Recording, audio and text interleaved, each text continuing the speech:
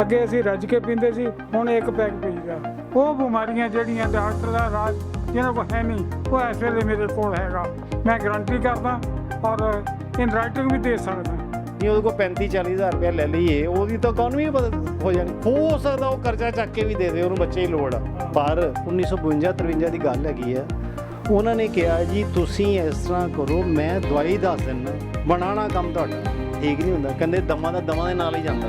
ਉਹਨਾਂ ਨੂੰ ਵੀ ਦਮਾ ਸੀ। ਉਸ ਤੋਂ ਬਾਅਦ ਸਾਡੇ ਮੰਮੀ ਨੂੰ ਆ ਗਿਆ ਦਮਾ।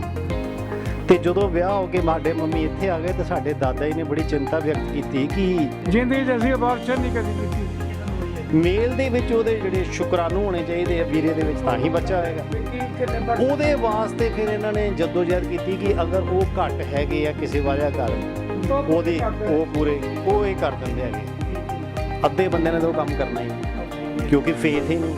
ਉਹਨੂੰ ਪਤਾ ਯਾਰ ਮੈਂ ਤਾਂ ਡਾਕਟਰ ਨੂੰ ਰੋਜ਼ ਤੋਂ 2-2000 ਰੁਪਇਆ ਦਿੰਨਾ ਪਿਆ, ਕਦੇ ਸਕੈਨਿੰਗ ਕਰਾ, ਕਦੇ MRI ਕਰਾ, ਕਦੇ ਬਲੱਡ ਟੈਸਟ ਕਰਾ, ਕਦੇ ਉਹ ਕਰਾ, ਤੇ ਇਹ ਮੇਰਾ ਇੰਨੀ ਜਲਦੀ ਇਲਾਜ ਕਿੱਦਾਂ ਹੋ ਜਾਏਗਾ।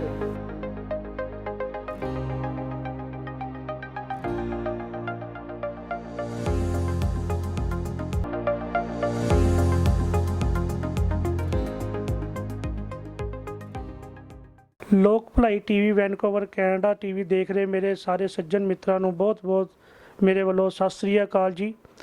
ਅਸੀਂ ਅੱਜ ਆਏ ਹਾਂ ਜੀ ਵੈਦ ਬਲਰਾਜ ਸਿੰਘ ਜੀ ਕੋਲ। ਅਗਰ ਉਹਨਾਂ ਦੇ ਨਾਲ ਬੇਟੇ ਹਨ ਸਤਿਆਜੀਤ ਜੀ, ਜਿਹੜੇ ਉਹਨਾਂ ਦੇ ਜੀਵਨ ਬਾਰੇ ਸਾਨੂੰ ਦੱਸਣਗੇ ਕਿ ਉਹਨਾਂ ਨੇ ਕਿੰਨੀ ਕੁ ਜੀਵਨ ਤੋਂ ਦਵਾਈਆਂ ਬਣਾਉਣੀਆਂ ਸ਼ੁਰੂ ਕੀਤੀਆਂ, ਕਿੱਦਾਂ ਉਹਨਾਂ ਨੇ ਬਣਾਈਆਂ ਤੇ ਕੀ ਉਹਨਾਂ ਦੇ ਫਾਇਦੇ ਹਨ ਜੀ, ਕਿਹੜੀ ਬਿਮਾਰੀਆਂ ਉਹਨਾਂ ਕੋਲੋਂ ਠੀਕ ਹੁੰਦੀਆਂ ਹਨ ਜੀ। ਆਓ ਜੀ ਗੱਲਬਾਤ ਕਰਦੇ ਹਾਂ ਵੈਦ ਬਲਰਾਜ ਸਿੰਘ ਜੀ ਕੋਲ ਤੇ ਉਹਨਾਂ ਦੇ ਬੇਟੇ ਸਤਿਆਜੀਤ ਜੀ। ਸਤਿ ਸ਼੍ਰੀ ਅਕਾਲ ਅੰਕਲ ਜੀ। ਸਤਿ ਸ੍ਰੀ ਅਕਾਲ ਜੀ। ਲੋਕ ਭਲਾਈ ਟੀਵੀ ਕੈਨੇਡਾ ਵੇਖ ਤੁਹਾਡੇ ਵੱਲੋਂ ਸਵਾਗਤ ਹੈ। ਬਹੁਤ ਮਿਹਰਬਾਨੀ ਟੀਵੀ ਵਾਲਿਆਂ ਦੀ। ਆਪਣੇ ਜੀਵਨ ਬਾਰੇ ਥੋੜਾ ਜਿਹਾ ਸਾਨੂੰ ਦੱਸੋ। ਆਪਣੇ ਜੀਵਨ ਬਾਰੇ ਮੈਂ ਦੱਸ ਦਿੰਦਾ ਮੋਟੇ ਤੌਰ ਤੇ ਜੇ ਲੈਣਾ ਤਾਂ। ਹਾਂਜੀ ਬਈ ਮੈਂ ਸੰਨ 47 'ਚ ਬਿਮਾਰ ਹੋਇਆ। ਠੀਕ ਹੈ। ਮੈਂ ਆਪਣਾ ਇਲਾਜ ਆਪੇ ਹੀ ਮਿੱਤਰਾਂ ਸੱਜਣਾਂ ਤੋਂ ਕਰਦਾ ਰਿਹਾ। ਫਿਰ ਮੇਰੇ ਕੋਲ ਕਲੈਕਸ਼ਨ ਇੰਨੀ ਹੋ ਗਈ ਕਿ ਮੈਂ ਆਪ ਫਿਰ ਲੋਕਾਂ ਦੇ ਕੰਮ ਸ਼ੁਰੂ ਕਰ ਦਿੱਤੇ। ਉਹ ਬਿਮਾਰੀਆਂ ਜਿਹੜੀਆਂ ਡਾਕਟਰ ਦਾ ਇਲਾਜ ਜਿਹਨਾਂ ਕੋਲ ਹੈ ਨਹੀਂ, ਉਹ ਇਸ ਵੇਲੇ ਮੇਰੇ ਕੋਲ ਹੈਗਾ। ਮੈਂ ਗਰੰਟੀ ਕਰਦਾ ਔਰ ਇਨ ਰਾਈਟਿੰਗ ਵੀ ਦੇ ਸਕਦਾ। ਠੀਕ ਹੈ ਜੀ। ਤਾਂ ਮੈਂ ਜਾਣੀ ਹੋਰ ਕੋਈ ਕੰਮ ਨਹੀਂ ਕੀਤਾ ਸਿਵਾਏ ਇਸ ਗੱਲ ਤੋਂ, ਹਕਮਤ ਤੋਂ। ਠੀਕ ਹੈ। 24 ਘੰਟੇ ਮੇਰੀ ਡਿਊਟੀ ਇਹੀ ਆ। ਹਾਂਜੀ। ਨਾ ਕਿਸੇ ਵਿਆਹ ਜਾਣਾ, ਨਾ ਕਿਸੇ ਮਰਗ ਤੇ ਜਾਣਾ। ਠੀਕ ਹੈ। ਆਪਣੀ ਡਿਊਟੀ ਰਹਿਣੀ ਹੈ। ਕਿ ਮੈਨੂੰ ਦੁੱਖ ਇਹ ਆ ਕਿ ਬੜੀ ਦੂਰੋਂ ਗਾਹਕ ਆਉਂਦੇ ਆ, ਛੁੱਟੀ ਵਾਲੇ ਦਿਨ ਵੀ ਨਹੀਂ ਛੱਡਦੇ। ਅੱਛਾ ਜੀ। ਤਾਂ ਕਰਕੇ ਮੈਂ ਲੋਕਾਂ ਦਾ ਰਿਕਾਰਡ ਕਰਦਾ ਅਤੇ ਇਸ ਕਰਕੇ ਮੈਂ ਸਟਿਕ ਕੀਤਾ ਆ। ਠੀਕ ਹੈ ਜੀ। ਬਾਕੀ ਬਹੁਤ ਮਨੀ ਮੈਟਰ ਇਹ ਆਪੇ ਆਈ ਜਾਂਦੇ, ਆਪੇ ਜਾਈ ਜਾਂਦੇ, ਸੋ ਕੋਈ ਮਸਲਾ ਨਹੀਂ ਹੈਗਾ। ਠੀਕ ਹੈ ਜੀ। ਹਾਂਜੀ, ਲੋਕ ਭਲਾਈ ਚੈਨਲ ਦੇ ਸਾਰੇ ਦਰਸ਼ਕਾਂ ਨੂੰ ਮੇਰਾ ਪਿਆਰ ਭਰਿਆ ਸਤਿ ਸ੍ਰੀ ਅਕਾਲ। ਤੇ ਤੁਹਾਡੇ ਚੈਨਲ ਨੇ ਮੇਰੇ ਡੈਡੀ ਨੂੰ ਰਿਗਾਰਡ ਦਿੰਦਿਆਂ ਹੋਇਆਂ ਅੱਜ ਇੰਟਰਵਿਊ ਲਈ ਆਏ ਹੋ, ਮੈਂ ਤੁਹਾਡਾ ਬਹੁਤ ਧੰਨਵਾਦੀ ਹਾਂ। ਤੇ ਅੱਜ ਆਪਾਂ ਇਹਨਾਂ ਦੇ ਜੀਵਨ ਬਾਰੇ ਕੁਝ ਗੱਲਾਂ ਕਰਾਂਗੇ।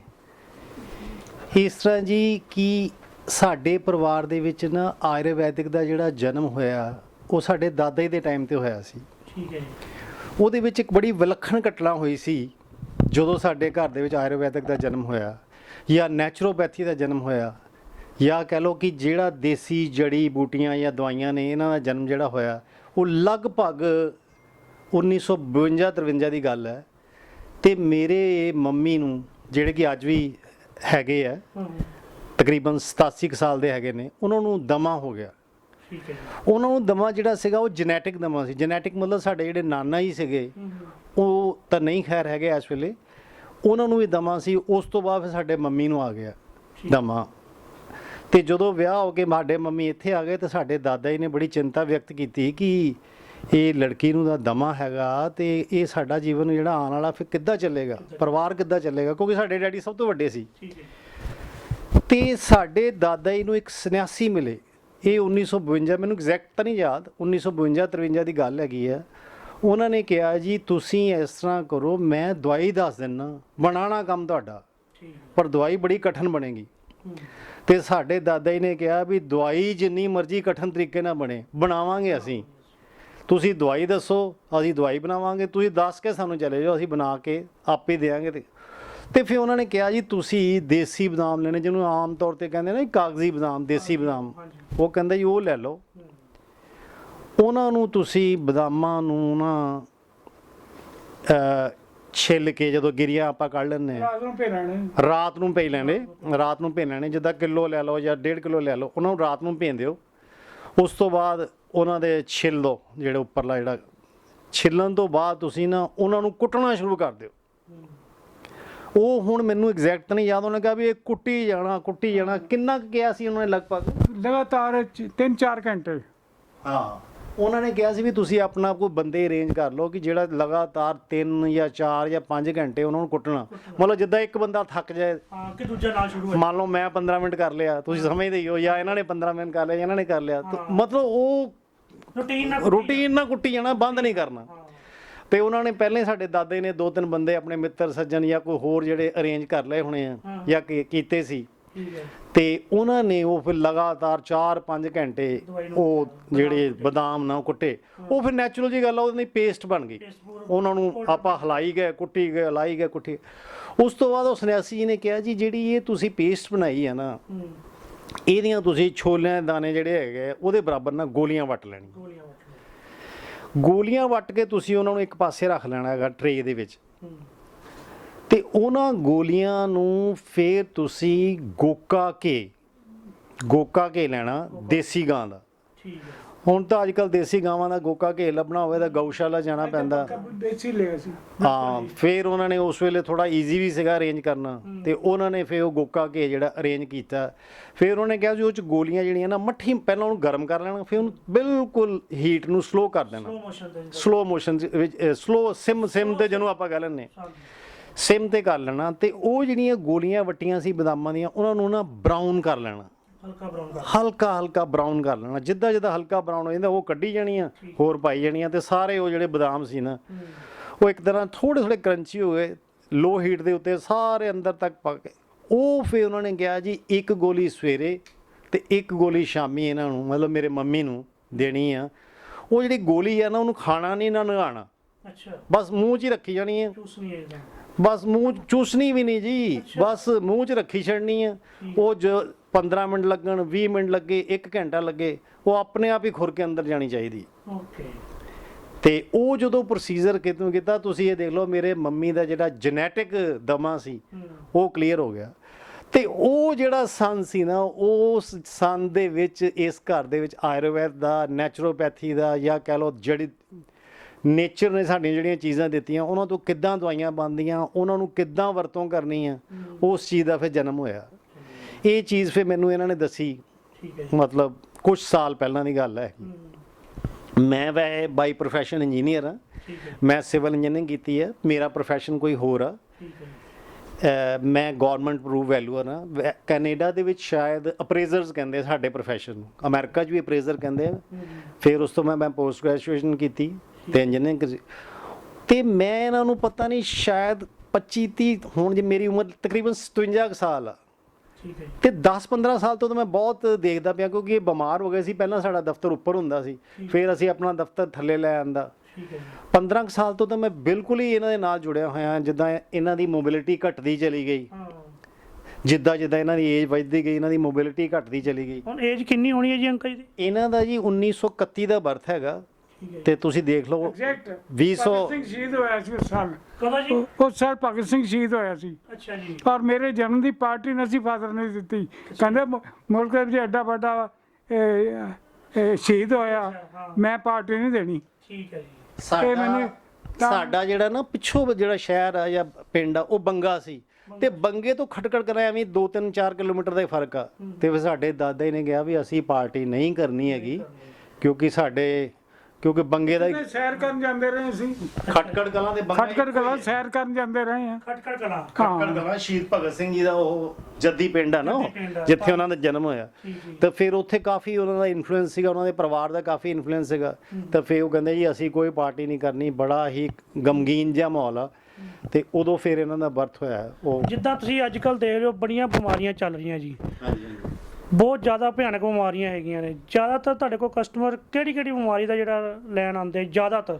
ਦੇਖੋ ਜੀ, ਜਿੱਥੇ ਤੱਕ ਮੈਂ ਇਹਨਾਂ ਨਾਲ ਦੇਖਿਆ ਹੈਗਾ ਕਿ ਅਸੀਂ ਨਾ ਜਰਨਲ ਨਹੀਂ ਕਰਦੇ ਹੈਗੇ। ਜਿੱਦਾਂ ਕੋਈ ਕਹਿੰਦਾ ਜੀ ਮੈਨੂੰ ਜ਼ੁਕਾਮ ਹੋ ਗਿਆ, ਜਾਂ ਮੈਨੂੰ ਖਾਂਸੀ ਹੋ ਗਈ, ਜਾਂ ਮੈਨੂੰ ਬੁਖਾਰ ਚੜ੍ਹ ਗਿਆ, ਉਹਦਾ ਇਲਾਜ ਅਸੀਂ ਅਵੋਇਡ ਹੀ ਕਰੀਦਾ ਤੇ ਨਾ ਹੀ ਸਾਡੇ ਕੋਲ ਕੋਦਾ ਮਤਲਬ ਜਿਹੜੀਆਂ ਬਿਮਾਰੀਆਂ ਇਨਫੈਕਸ਼ਨ ਰਿਲੇਟਡ ਹੈਗੀਆਂ ਉਹਨਾਂ ਨੂੰ ਅਸੀਂ ਅਵੋਇਡ ਕਰਦੇ ਕਿਉਂਕਿ ਇਨਫੈਕਸ਼ਨ ਦਾ ਜਿਹੜਾ ਵਾਲੇ ਪਾਸੇ ਅਸੀਂ ਨਹੀਂ ਜੁੜੇ।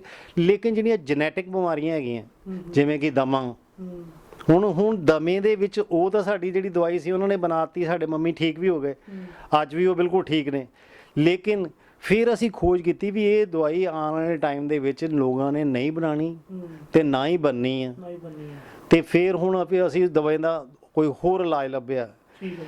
ਇੱਕ ਹੋਰ ਜਿਹੜਾ ਆਯੁਰਵੈਦ ਨੇ ਸਾਡੇ, ਜਦੋਂ ਇਹ ਘਟਨਾ ਵਾਪਰੀ ਨਾ, ਸਾਡੇ ਦਾਦਾ ਜੀ ਨੂੰ ਮਤਲਬ ਉਹਨਾਂ ਨੇ ਕਿਹਾ ਵੀ ਇਹ ਤਾਂ ਬਹੁਤ ਇੱਕ ਵੱਡਾ ਇੱਕ ਗੱਲ ਹੋਈ ਹੈ ਕਿ ਦਮਾ ਤਾਂ ਕਿਸੇ ਦਾ ਠੀਕ ਨਹੀਂ ਹੁੰਦਾ। ਕਹਿੰਦੇ ਦਮਾ ਦੇ ਨਾਲ ਹੀ ਜਾਂਦਾ, ਜੇ ਨਹੀਂ ਤਾਂ ਉਹਦੀਆਂ ਦਵਾਈਆਂ ਖਾਣੀਆਂ ਪੈਂਦੀਆਂ, ਚਾਹੇ ਐਲੋਪੈਥੀ ਹੋਵੇ ਜਾਂ ਜੋ ਵੀ ਹੋਵੇ। ਚਲੋ ਐਲੋਪੈਥੀ ਦੀ ਵੀ ਜਿਹੜੀ ਆ ਪ੍ਰੈਕਟਿਸ ਆ ਉਹਦੀ ਵੀ ਕਿਤੇ ਲੋੜ ਪੈਂਦੀ ਆ, ਇਹਦੇ 'ਚ ਕੋਈ ਗੱਲ ਨਹੀਂ।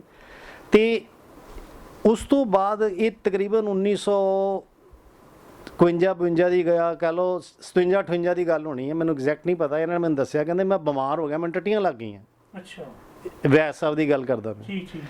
ਤੇ ਇਹਨਾਂ ਨੇ ਕਦੇ ਕਿਸੇ ਡਾਕਟਰ ਨੂੰ ਪੁੱਛ, ਕਦੇ ਕਿਸੇ ਡਾਕਟਰ ਨੂੰ ਪੁੱਛ, ਕਿਤੇ ਮਤਲਬ ਕਹਿਣ ਦਾ ਉਹ ਗੱਲ ਬਣੀ ਨਹੀਂ।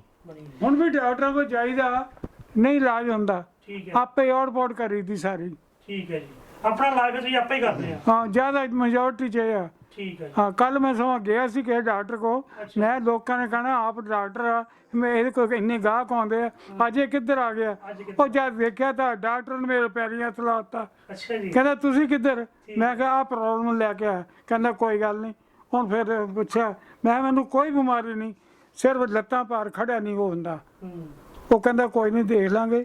ਤੇ ਉਹਨੇ ਆਪਣੀ ਗੱਲਾਂ ਬਾਤਾਂ ਕੀਤੀਆਂ ਬਹੁਤ। ਫਿਰ ਮੈਂ ਉਹਨੂੰ ਕਿਹਾ, ਮੈਂ ਕਿਹਾ ਇੰਨੇ ਯੋਗ ਆ ਮੇਰੇ ਕੋਲ। ਕਹਿੰਦਾ ਮੈਂ ਇੱਥੇ ਹੀ ਪੈਰੀ ਤੁਹਾਡੇ ਆ ਕੇ ਲੈ ਕੇ ਜਾਊਂ ਨੁਸਖੇ। ਠੀਕ ਹੈ। ਹੁਣ ਮੈਂ ਵੀ ਛੱਤ ਲਾ ਦੇਣੀ। ਮੈਂ ਕਿਹਾ ਆਪ ਫਿਰ ਗੱਲ ਕਰਾਂਗੇ ਡਾਕਟਰੀ ਤੇ ਵੀ।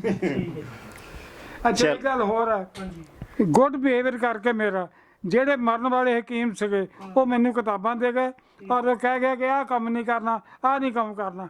ਜ਼ਿੰਦਗੀ 'ਚ ਅਸੀਂ ਅਬੋਰਸ਼ਨ ਨਹੀਂ ਕਦੀ ਕੀਤੀ। ਠੀਕ ਹੈ। ਇਹ ਕੰਮ ਨਹੀਂ ਕਰਨਾ। ਕੋਈ ਜਨਾਨੀ ਆ ਜਾਵੇ ਨਾ, ਮੇਰੀ ਬੱਚਾ ਠਹਿਰਿਆ, ਮੈਂ ਕਿਹਾ ਸਾਡਾ ਕੋਈ ਕੰਮ ਨਹੀਂ ਹੈ। ਤਾਂ ਔਰ ਹਕੀਮਾਂ ਨੇ ਕੋਈ ਮੇਰੇ ਤੋਂ ਪੈਸਾ ਨਹੀਂ ਲਿਆ, ਮੇਰੇ ਕੋਲ ਬੰਡਲ ਭਰੇ ਪਏ ਕਿਤਾਬਾਂ ਦੇ।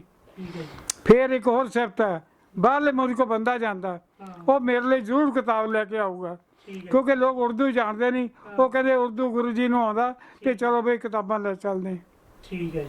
ਉਰਦੂ ਕਿਤਾਬ ਪੜ੍ਹਨ ਦੇ ਤੁਸੀਂ ਮਾਹਿਰ ਹੋ? ਹਾਂ, ਮਾਰ, ਕਿਉਂਕਿ ਪੜ੍ਹੇ ਅਲਬੇ ਤੋਂ ਸ਼ੁਰੂ ਹੋਏ, ABC ਉੱਥੇ ਸ਼ੁਰੂ ਕੀਤੀ ਨਾ। ਜਿੱਦਾਂ ਆਪਾਂ ਕਹਿ ਲਈਏ, ਜਿੱਦਾਂ ਕੋਈ ਲੇਡੀਜ਼ ਪ੍ਰੈਗਨੈਂਟ ਨਹੀਂ ਹੁੰਦੀ, ਉਹਨਾਂ ਦੀ, ਜਿੱਦਾਂ ਕੋਈ ਲੇਡੀਜ਼ ਪ੍ਰੈਗਨੈਂਟ ਨਹੀਂ ਹੁੰਦੀ, ਬੱਚਾ ਨਹੀਂ ਜਿਨ੍ਹਾਂ ਦੇ ਬਣਦਾ, ਉਹਨਾਂ ਦੀ ਦਵਾਈ ਵੀ ਤੁਸੀਂ ਦਿੰਦੇ ਹੋ? ਮੈਂ ਤਾਂ ਇਹਨਾਂ ਨੂੰ ਥੋੜੀ ਨਾ ਹੀਅਰਿੰਗ ਦੀ ਪ੍ਰੋਬਲਮ ਹੈਗੀ ਹੈ। ਠੀਕ ਹੈ ਜੀ। ਇਸ ਤਰ੍ਹਾਂ ਜੀ, ਇਹਨਾਂ ਨੇ ਲਗਭਗ 25 ਤੋਂ 30 ਸਾਲ ਨਾ ਜਿਹੜੇ ਲੋਕਾਂ ਦੇ ਬੱਚੇ ਨਹੀਂ ਹੁੰਦੇ ਉਹਦੇ ਤੇ ਕੰਮ ਕੀਤਾ। ਉਹਦੇ ਪਿੱਛੇ ਇੱਕ ਕਾਰਨ ਸੀਗਾ ਇਹਦੇ ਕੰਮ ਕਰਨ ਦਾ, ਕਿਉਂਕਿ ਐਸੀ ਚੀਜ਼ ਹੈਗੀ ਆ ਜਿਹਦੇ ਵਿੱਚ ਪੈਸਾ ਬਣਾਉਣ ਦੀ ਬੜੀ ਓਪਰਚੁਨਿਟੀ ਹੈ। ਹੁਣ ਤੁਸੀਂ ਦੇਖੋ, ਅਗਰ ਮੇਰੇ ਕੋਲ ਪੈਸਾ ਹੈਗਾ, ਮੈਂ IVF ਕਰਾ ਲਵਾਂਗਾ, ਮੈਂ ਵੱਡੇ ਤੋਂ ਵੱਡੇ ਡਾਕਟਰ ਕੋਲ ਜਾਊਂਗਾ, ਕਿਉਂਕਿ ਮੇਰੇ ਕੋਲ ਰਿਸੋਰਸਿਸ ਹੈਗੇ ਆ, ਜਾਂ ਤੁਹਾਡੇ ਕੋਲ ਰਿਸੋਰਸਿਸ ਹੈ ਤੁਸੀਂ ਜਾਓਗੇ। ਲੇਕਿਨ ਜਿਸ ਬੰਦੇ ਕੋਲ ਰਿਸੋਰਸਿਸ ਨਹੀਂ ਹੈਗੇ ਉਹ ਕਿੱਥੇ ਜਾਏਗਾ? ਬੱਚਾ ਤਾਂ ਉਹਨੂੰ ਵੀ ਚਾਹੀਦਾ। ਉਸ ਚੀਜ਼ ਨੂੰ ਮੱਦੇ ਨਜ਼ਰ ਰੱਖਦੇ ਹੋਏ ਇਹਨਾਂ ਨੇ ਨਾ ਸਾਰੀ ਸਟੱਡੀ ਕੀਤੀ। ਫਿਰ ਇਹਨਾਂ ਨੇ ਸਾਰੀਆਂ ਚੀਜ਼ਾਂ ਲਿਸਟ ਆਊਟ ਕੀਤੀਆਂ ਕਿ ਜਿਹੜਾ ਬੱਚਾ ਹੈ, ਬੱਚੇ ਵਾਸਤੇ ਸਾਨੂੰ ਚਾਹੀਦਾ ਕੀ ਹੈ। ਇੱਕ ਫੀਮੇਲ, ਇੱਕ ਮੇਲ, ਦੋ ਚੀਜ਼ਾਂ ਦੀ ਲੋੜ ਆ। ਮੇਲ ਦੇ ਵਿੱਚ ਉਹਦੇ ਜਿਹੜੇ ਸ਼ੁਕਰਾਣੂ ਹੋਣੇ ਚਾਹੀਦੇ ਆ ਵੀਰੇ ਦੇ ਵਿੱਚ, ਤਾਂ ਹੀ ਬੱਚਾ ਹੋਏਗਾ। ਉਹਦੇ ਵਾਸਤੇ ਫਿਰ ਇਹਨਾਂ ਨੇ ਜਦੋਜਹਿਦ ਕੀਤੀ ਕਿ ਅਗਰ ਉਹ ਘੱਟ ਹੈਗੇ ਆ ਕਿਸੇ ਵਜ੍ਹਾ ਕਾਰਨ, ਉਹ ਇਹ ਕਰ ਦਿੰਦੇ ਹੈਗੇ। ਜਿਹੜਾ ਸਾਡਾ ਰਿਕਾਰਡ ਹੈਗਾ ਉਹ 0.5% ਸੀਗੇ ਜਿਹੜੇ ਕਿ 35-40 ਕਰਕੇ ਉਹਦੇ ਬੱਚਾ ਹੋਇਆ। ਉਸ ਤੋਂ ਬਾਅਦ ਜਿਹੜਾ ਦੂਜਾ ਹੈਗਾ ਫੀਮੇਲ ਦੇ ਵਿੱਚ, ਜਿਹਦੇ ਕਰਕੇ ਬੱਚਾ ਰੁਕਦਾ, ਉਹ ਆਂਦਾ ਹੈਗਾ ਜੀ ਜਿਹੜੇ ਪੀਰੀਅਡਸ ਹੈਗੇ ਆ ਜਾਂ ਮਾਸਿਕ ਧਾਮਾ, ਉਹ ਜਿਹੜਾ ਇਰੈਗੂਲਰ ਆ ਰਿਹਾ। ਇਹ ਅੱਜ ਕੱਲ੍ਹ ਬਹੁਤ ਹੀ ਵੱਡੀ ਸਮੱਸਿਆ ਹੋ ਗਈ ਹੈ। ਫਿਰ ਇਹਨਾਂ ਨੇ ਇਸ ਚੀਜ਼ ਨੂੰ ਸਟੱਡੀ ਕੀਤਾ, ਵੀ ਇਸ ਚੀਜ਼ ਦੇ ਬਾਰੇ ਸੋਚਿਆ, ਫਿਰ ਉਹਦੀਆਂ ਦਵਾਈਆਂ ਦਿੱਤੀਆਂ, ਫਿਰ ਕੋਈ ਇੱਕ ਦਵਾਈ ਬਣਾਈ, ਫਿਰ ਉਹਨੂੰ ਬੰਦ ਕੀਤਾ, ਫਿਰ ਦੂਜੀ ਬਣਾਈ, ਫਿਰ ਹੁਣ ਇਹਨਾਂ ਨੇ ਪੂਰਾ ਐਸਟੈਬਲਿਸ਼ ਕਰ ਲਿਆ। ਦੋ ਚੀਜ਼ਾਂ ਦੇ ਉੱਤੇ ਅਸੀਂ ਮੇਨ ਰੱਖਦੇ ਹਾਂ ਕਿ ਇੱਕ ਤਾਂ ਮੈਂਸਿਸ ਰੈਗੂਲਰ ਕਰਦੇ ਹਾਂ ਲੇਡੀ ਦੇ, ਬੰਦਾ ਪੇਸ਼ੈਂਸ ਵਾਲਾ ਹੋਵੇ। ਜੇ ਲੇਡੀ ਪੇਸ਼ੈਂਟ ਕਈ ਹੁਣ ਜੇ 15 ਦਿਨ ਦਵਾਈ ਖਾ ਕੇ ਕਿਉਂਕਿ ਸਾਡਾ ਇਸ ਤਰ੍ਹਾਂ ਹੈ, ਮੈਂ ਤੁਹਾਨੂੰ ਇੱਕ ਹੋਰ ਦੱਸਦਾ, ਇਹਨਾਂ ਦਾ ਜਿਹੜਾ ਨਾ ਬੇਸ ਹੈਗਾ ਉਹ ਹੈਗਾ ਜੜੀ ਬੂਟੀ ਬੇਸ। ਜੜੀ ਬੂਟੀ ਦਾ ਜਿਹੜਾ ਬੇਸ ਆ ਉਹਦੇ ਜਿਹੜਾ ਇਲਾਜ ਆ ਸਥਾਈ ਹੁੰਦਾ, ਪਰਮਾਨੈਂਟ ਹੁੰਦਾ। ਤੇ ਜਿਹੜੀਆਂ ਭਸਮਾਂ ਹੈਗੀਆਂ ਉਹਦਾ ਜਿਹੜਾ ਇਲਾਜ ਕੁਇਕ ਹੁੰਦਾ, ਲੇਕਿਨ ਅਗਰ ਆਉਣ ਵਾਲਾ ਜਿਹੜਾ ਤੁਸੀਂ ਮਰੀਜ਼ ਆ ਉਹਨੂੰ ਭਸਮਾਂ ਦਿੰਦੇ ਹੋ ਸਕਦਾ ਉਹ ਪਚਾਵੇ, ਹੋ ਸਕਦਾ ਉਹਦਾ ਲੀਵਰ ਵਗੈਰਾ ਕਮਜ਼ੋਰ ਹੋਵੇ ਤੇ ਉਹਦੀ ਕਿਡਨੀ ਵਗੈਰਾ ਤੇ। ਇਸ ਕਰਕੇ ਅਸੀਂ ਸ਼ੁਰੂ ਤੋਂ ਹੀ ਇਹਨਾਂ ਨੇ ਮੈਨੂੰ ਦੱਸਿਆ ਵੀ ਅਸੀਂ ਜਿਹੜਾ ਕੰਮ ਕਰਨਾ ਨਾ ਜੜੀ ਬੂਟੀ ਬੇਸ ਕਰਨਾ, ਜੇ ਕਿਸੇ ਦਾ ਫਾਇਦਾ ਨਾ ਹੋਵੇ ਤਾਂ ਘੱਟੋ ਘੱਟ ਨੁਕਸਾਨ ਵੀ ਨਾ ਹੋਵੇ। ਤੇ ਉਸ ਚੀਜ਼ ਦਾ ਡਿਵੀਡੈਂਡ ਸਾਨੂੰ ਮਿਲਿਆ ਵੀ ਹੈ ਕਿ ਸਾਡੇ ਜਿਹੜੇ ਪਿਛਲੇ 25 30 40 ਸਾਲ ਦੀ ਪ੍ਰੈਕਟਿਸ ਆ, ਮੈਨੂੰ ਨਹੀਂ ਲੱਗਦਾ ਕਿ ਕਿਸੇ ਬੰਦੇ ਨੇ ਕਿਹਾ ਹੋਵੇ ਕਿ ਮੇਰਾ ਨੁਕਸਾਨ ਹੋ ਗਿਆ, ਕਿਉਂਕਿ ਦਵਾਈਆਂ ਹੈਗੀਆਂ ਸਾਰੀਆਂ ਨੇਚਰ। ਸਪੌਂਡੇਲਾਈਟਿਸ ਦਾ ਡਾਕਟਰਾਂ ਕੋਲ ਇਲਾਜ ਹੈ ਨਹੀਂ। ਹਾਂਜੀ, ਭੁਪਿੰਦਰ ਦਾ ਇਲਾਜ ਹੈ ਨਹੀਂ, ਆਪਰੇਸ਼ਨ ਕਰਦੇ ਆ। ਮੈਂ ਦਵਾਈਆਂ ਨਾਲ ਚੁਕਾ ਦਿੰਦਾ। ਠੀਕ ਹੈ ਜੀ। ਬਹੁਤ ਸਾਰੀਆਂ ਦਵਾਈਆਂ ਮੈਂ ਦੱਸ ਸਕਦਾ ਵੀ ਕਿੱਦਾਂ ਰਸੋਲੀਆਂ ਨਹੀਂ ਸਰ, ਇਦਾਂ ਆ ਕਿ ਭੁਪਿੰਦਰ ਦਾ ਮਤਲਬ ਹੁੰਦਾ ਫਿਸ਼ਰਸ, ਜਿਹੜਾ ਸਾਡਾ ਨਾ ਆਊਟਲੈਟ ਹੈਗਾ ਜਿੱਥੋਂ ਸਾਡੇ ਅਸੀਂ ਉਹਦੇ ਨਾਲ ਇੱਕ ਫੋੜਾ ਹੋ ਜਾਂਦਾ। ਅੱਛਾ।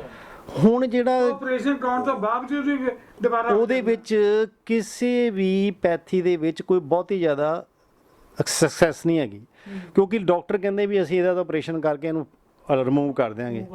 ਅੱਛਾ, ਉਹਦੇ ਵਿੱਚ ਕਈ ਵਾਰੀ ਰਿਮੂਵ ਕਰਕੇ ਫਾਇਦਾ ਵੀ ਹੋ ਜਾਂਦਾ, ਲੇਕਿਨ ਪ੍ਰੋਬਲਮ ਆਉਂਦੀ ਕਈ ਵਾਰੀ ਉਹ ਰੀਅਕਰੈਂਸ ਹੋ ਜਾਂਦੀ, ਦੁਬਾਰਾ ਹੋ ਜਾਂਦਾ, ਉਹ ਫੋੜਾ ਦੁਬਾਰਾ ਹੋ ਜਾਂਦਾ। ਤੇ ਸਾਨੂੰ ਕਦੀ ਕੇਸ ਸਾਡਾ ਜਿਹੜਾ ਹੈਗਾ ਅਸੀਂ ਉਹਦੀ ਦਵਾਈ ਮਾਈਲਡ ਦੇਣੀ ਆ, ਉਹ ਹੌਲੀ ਹੌਲੀ ਹੌਲੀ ਹੌਲੀ ਉਹ ਫੋੜਾ ਗਾਇਬ ਹੀ ਹੋ ਜਾਂਦਾ, ਜਿਹਨੂੰ ਪੰਜਾਬੀ 'ਚ ਅਸੀਂ ਕਹ ਲਈਏ ਕਿ ਸੁੱਕ ਜਾਂਦਾ ਹੈਗਾ। ਸੁੱਕ ਜਾਂਦਾ ਹੈ।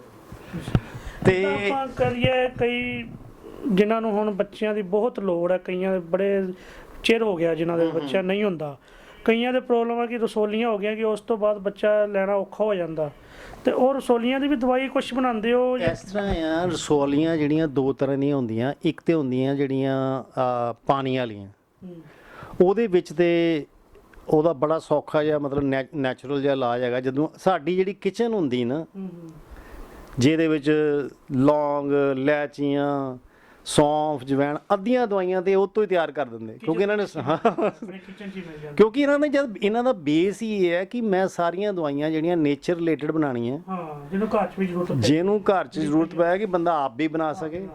ਲੇਕਿਨ ਅਸੀਂ ਉਹ ਚੀਜ਼ਾਂ ਨੂੰ ਕਈ ਵਾਰੀ ਬੰਦੇ ਨੂੰ ਨਹੀਂ ਦੱਸਦੇ ਕਿ ਇੱਕ ਨਾ ਬੜਾ ਇਹ ਸਾਈਕੋਲੋਜੀਕਲ ਫੈਕਟਰ ਹੁੰਦਾ। ਬੰਦੇ ਨੂੰ ਕਈ ਵਾਰੀ ਇੰਨੀ ਗੰਭੀਰ ਬਿਮਾਰੀ ਹੁੰਦੀ ਨਾ, ਜੇ ਉਹਨੂੰ ਕਹਿ ਦੇ ਨਾ ਤੂੰ ਆਹ ਕੰਮ ਕਰ ਲੈ ਤੇਰੀ ਠੀਕ ਹੋ ਜੀ, ਉਹ ਨਹੀਂ ਕਰਦਾ। ਉਹ ਕਹਿੰਦਾ ਯਾਰ ਮੈਂ 50,000 ਰੁਪਇਆ ਲਗਾ ਕੇ ਆਇਆ, ਮੈਂ ਲੱਖ ਰੁਪਇਆ ਲਗਾ ਕੇ ਆਇਆ, ਇਹ ਮੈਨੂੰ ਕਹਿਣ ਦੇ ਤੂੰ ਸੌਂਫ ਖਾ ਲਾ ਤੇ ਤੂੰ ਠੀਕ ਹੋ ਜਾਏਗਾ, ਜਦ ਕਿ ਉਹਦੇ ਪਿੱਛੇ ਬੜੀ ਵੱਡੀ ਸਾਇੰਸ ਹੁੰਦੀ ਹੈ। ਔਰ ਉਹ ਹੁਣ ਅਸੀਂ ਦੇਣੀ ਉਹੀ ਚੀਜ਼ ਹੈ, ਦੱਸਣੀ ਨਹੀਂ, ਉਹ ਬੰਦਾ ਠੀਕ ਹੋ ਜਾਂਦਾ। ਫਿਰ ਉਹ ਕਹਿੰਦਾ ਬੜੀ ਵਧੀਆ ਦਵਾਈ ਦਿੱਤੀ ਸੀ। ਜਦੋਂ ਇਹਨਾਂ ਨੇ ਸ਼ੁਰੂ ਕੀਤਾ ਤੇ ਇਹਨਾਂ ਨੇ ਕਹਿਣਾ ਵੀ ਤੂੰ ਇਹ 'ਚ ਕੰਮ ਕਰ ਲਾ, ਅੱਧੇ ਬੰਦੇ ਨੇ ਤਾਂ ਉਹ ਕੰਮ ਕਰਨਾ ਹੀ ਨਹੀਂ, ਕਿਉਂਕਿ ਫੇਥ ਹੀ ਨਹੀਂ। ਉਹਨੂੰ ਪਤਾ ਯਾਰ ਮੈਂ ਤਾਂ ਡਾਕਟਰ ਨੂੰ ਰੋਜ਼ ਤੋਂ 2-2 ਹਜ਼ਾਰ ਰੁਪਇਆ ਦਿੰਨਾ ਪਿਆ, ਕਦੇ ਸਕੈਨਿੰਗ ਕਰਾ, ਕਦੇ MRI ਕਰਾ, ਕਦੇ ਬਲੱਡ ਟੈਸਟ ਕਰਾ, ਕਦੇ ਉਹ ਕਰਾ, ਤੇ ਇਹ ਮੇਰਾ ਇੰਨੀ ਜਲਦੀ ਇਲਾਜ ਕਿੱਦਾਂ ਹੋ ਜਾਏਗਾ। ਦੂਜਾ ਦੇਖੋ, ਇਹ ਵੀ ਇੱਕ ਸਾਈਕੋਲੋਜੀਕਲ ਫੈਕਟਰ ਹੈ, ਇੱਕ ਕਾਸਟ। ਵੈਸੇ ਇਹਨਾਂ ਦੀ ਕਾਸਟਿੰਗ ਜਿਹੜੀ ਬੜੀ ਘੱਟ ਆ। ਮੈਂ ਵੈਸੇ ਇਹਨਾਂ ਨੂੰ ਕਈ ਵਾਰੀ ਕਹਿਣਾ ਵੀ ਹੈ ਤੁਹਾਡੀ ਕਾਸਟਿੰਗ ਬੜੀ ਘੱਟ ਆ, ਬੜੀ ਕਾਸਟਿੰਗ ਘੱਟ ਆ, ਇਹ ਮੈਨੂੰ ਨਹੀਂ ਕੋਈ ਜਵਾਬ ਦਿੰਦੇ। ਹੁਣ ਮੈਂ ਕਹਿਣਾ ਛੱਡ ਦਿੱਤਾ, ਮੈਂ ਕਿਹਾ ਵੀ ਇਹਨਾਂ ਦਾ ਜਿਹੜਾ ਮੋਟਿਵ ਹੈਗਾ ਇਹ ਸ਼ਾਇਦ ਪੈਸੇ ਕਮਾਉਣਾ ਨਹੀਂ ਹੈਗਾ, ਇਹਨਾਂ ਦਾ ਮੋਟਿਵ ਕੁਝ ਹੋਰ ਆ। ਹੁਣ ਤਾਂ ਮੈਂ ਕਹਿਣਾ ਛੱਡ ਦਿੱਤਾ, ਪਰ ਮੈਂ ਆਪਣੇ ਤੌਰ ਤੇ ਦਿੰਦਾ ਵੀ ਕਈ ਬਿਮਾਰੀਆਂ ਇਦਾਂ ਦੀਆਂ ਜਿਨ੍ਹਾਂ ਦੇ ਲੋਕੀ ਲੱਖ ਰੁਪਏ ਖਰਚ ਕੇ ਆਉਂਦੇ ਆ, ਤੇ ਜਦੋਂ 100 ਰੁਪਏ ਨਾਲ ਠੀਕ ਕਰ ਦਿੰਦੇ, ਕਈ ਬੰਦੇ ਕਹਿੰਦੇ ਦਵਾਈ ਗਵਾਚ ਗਈ, ਕਿਉਂਕਿ ਉਹਨਾਂ ਦੇ ਅੰਦਰ ਪਿੱਛੇ ਇੱਕ ਫੇਥ ਨਹੀਂ ਸੀਗਾ ਕਿ ਮੈਂ 100 ਰੁਪਏ ਨਾਲ ਵੀ ਠੀਕ ਹੋ ਸਕਦਾ, ਜਾਂ ਮੈਂ 200 ਨਾਲ ਵੀ ਠੀਕ ਹੋ ਜਾਵਾਂ, 500 ਨਾਲ ਠੀਕ ਹੋ ਜਾਊਗਾ।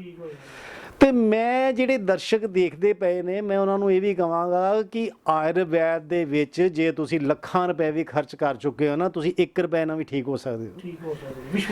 ਇਸ ਵਿਸ਼ਵਾਸ ਨੂੰ ਬਣਾ ਕੇ ਤੁਸੀਂ ਵੈਦਾਂ ਦੇ ਕੋਲ ਜਾਓ ਤੇ ਉਹਨਾਂ ਦਾ ਇਲਾਜ ਕਰਵਾਓ, ਥੋੜਾ ਪੇਸ਼ੈਂਸ ਨਾਲ ਜਾਓ। ਇਹ ਨਾ ਕਰੋ ਜੀ ਇਹ ਡਾਕਟਰ MD ਸੀਗਾ, ਇਹਨੇ ਮੇਰਾ ਇਲਾਜ ਨਹੀਂ ਕੀਤਾ, ਇਹਨਾਂ ਦੇ ਕੋਲ ਜਿਹੜਾ ਸਿਰਫ ਇੱਕ ਐਕਸਪੀਰੀਅੰਸ ਹੈਗਾ, ਇੱਕ ਨੌਲੇਜ ਆ, ਇਹ ਮੇਰਾ ਇਲਾਜ ਕਿੱਦਾਂ ਕਰਨਗੇ। ਥੋੜੀ ਪੇਸ਼ੈਂਸ ਨਾਲ ਜਾਓ, ਥੋੜੇ ਯਕੀਨ ਨਾਲ ਜਾਓ।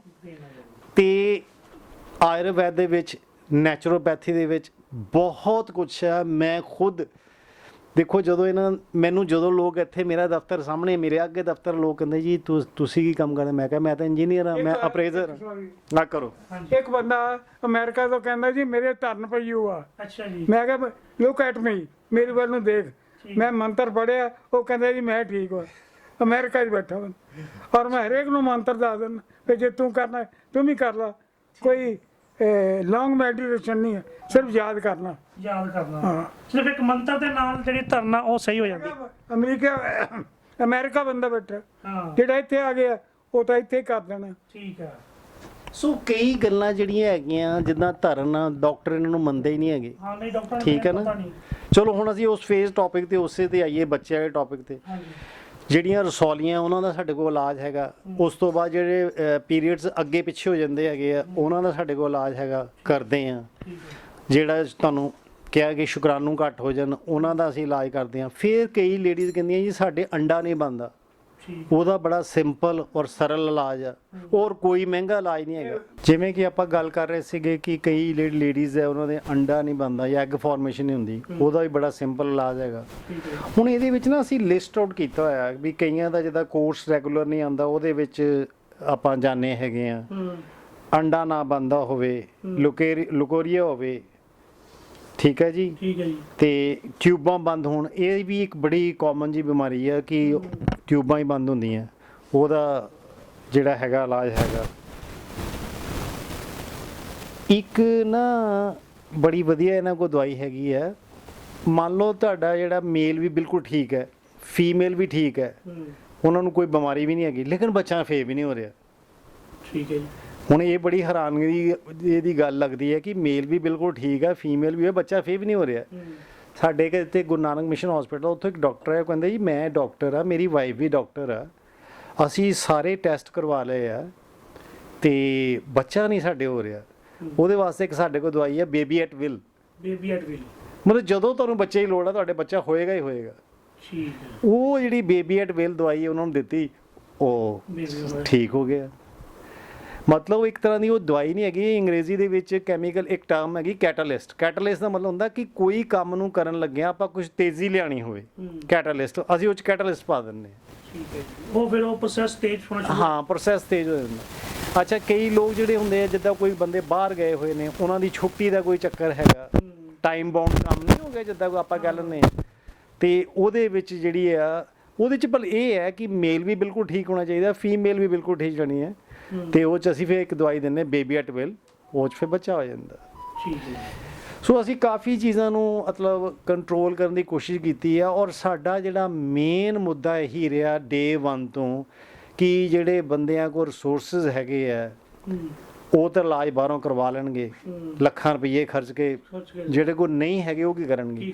ਜਿਵੇਂ ਕਿ ਇੱਥੇ ਮਾਈਗ੍ਰੈਂਟ ਲੇਬਰ ਨੇ, ਇੰਡਸਟਰੀਅਲ ਏਰੀਆ ਸਾਡੇ ਹੈਗਾ ਜਾਂ ਫੋਕਲ ਪੁਆਇੰਟ ਹੈਗਾ, ਉੱਥੇ ਮਾਈਗ੍ਰੈਂਟ ਲੇਬਰ ਨੇ।